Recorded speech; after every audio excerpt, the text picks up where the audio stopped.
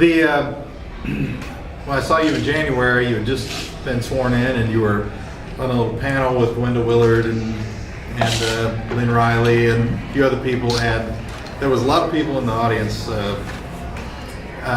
giving you guys a little grief about the kind of the tax proposals, budget proposals, tax proposals that had been made over the summer, and I think basically the comment was, please read it all because it's a package, and that some of it will pass, some of it won't. And how did that work out in the session? That's a good one. Let's talk about tax reform in general. Let's do the history.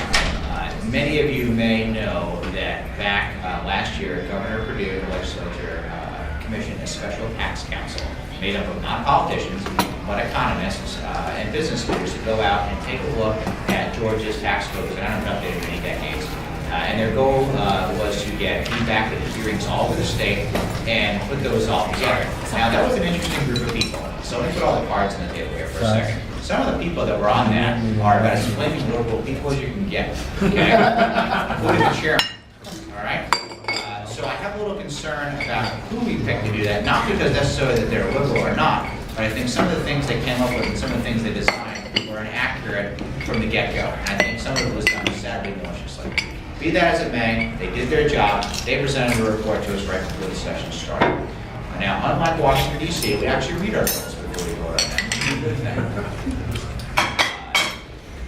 The bill that came out was very large and very comprehensive, and it came out before the bill numbers, which are HB 385, 386, 387, and 388. You may say, well, why did they come out before bill numbers? That's so if we decided to change any one of those and we screwed it up, we could go to the next bill number, and that actually happened. We actually thought the tax was off the shelf this year. By signaling out lots of different people, it seemed like that was something we were going to focus on next year.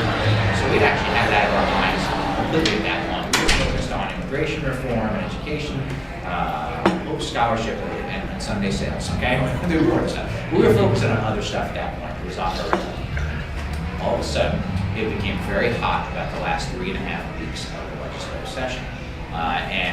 Somebody took part of that bill, took some of those requirements out to start moving us to a fairer and flatter tax solution. Now I'll tell you, I'm a big supporter of a fair tax and a flatter tax solution. Our tax system is a mess, and we are not very conducive to creating jobs. And that's what I'm all about. How do we get a better, more evenly distributed tax system and create jobs and wealth in Georgia? That's my goal. So with that being said, a tax plan was brought forward, and it had a couple of different iterations, but I'm going to give you the high-level stuff. The high-level stuff was we're going to reduce the income tax level, either 4.5 or 4.6%, depending on which plan it was. We basically reduce your income taxes by 25%. But we're also going to flatten it out.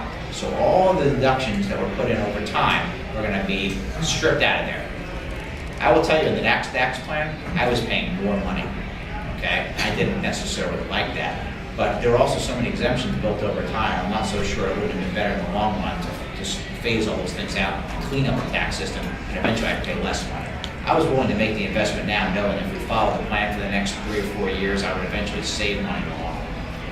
But we were going to replace that tax. It was not meant to be a tax, a decrease or an increase. It was meant to be revenue neutral with other things.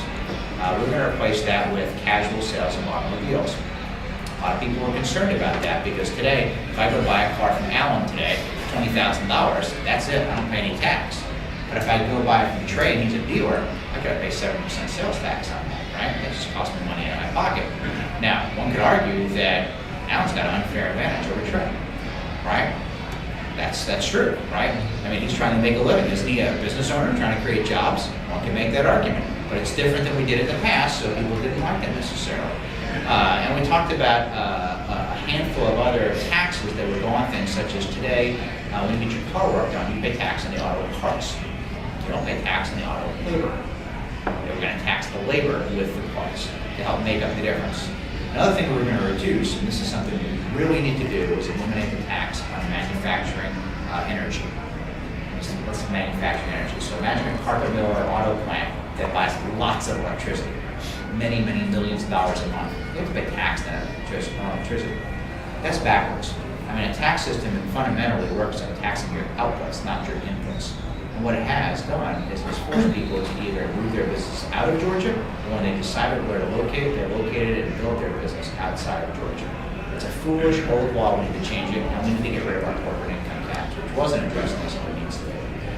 I hope that this will come up in the special session in a different form. We can do that. The governor has to call for it during redistricting and reapportionment for a special part of that session that will be addressed towards tax reform. I hope we focus on a couple of things. Reducing the tax on energy is very, very important. We need to reduce the tax on corporations or eliminate it. And I want to have a new hire tax credit.